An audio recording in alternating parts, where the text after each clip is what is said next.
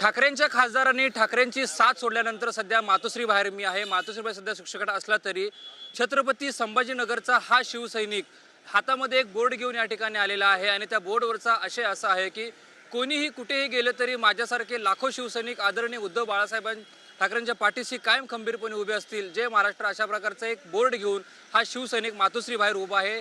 त्या शिवसैनिकाशी आपण बातचीत करणार आहोत. कुठून आलेला आहात, काय तुम्ही संदेश देऊ इच्छिता? मी छत्रपती संभाजीनगरमधून आलेलो आणि 6 खासदारला आता काय बोलणार आम्ही? त्यांना आमचे साहेब जे म्हणन त्यांना आम्ही समाचार घेणार. यावेळेस 100% समाचार घेणार. काय वाटतं अशामुळे पक्ष संपेल का किंवा जे खासदार गेले संपणारच नाही. पक्ष हा आमचा विचार आहे, बाळासाहेबांचा विचार आहे. उद्धव साहेब ते पुढून येत आहे, आदित्य साहेब ते पुढून येत आहे, तेजस साहेब ते पुढून येत आहे.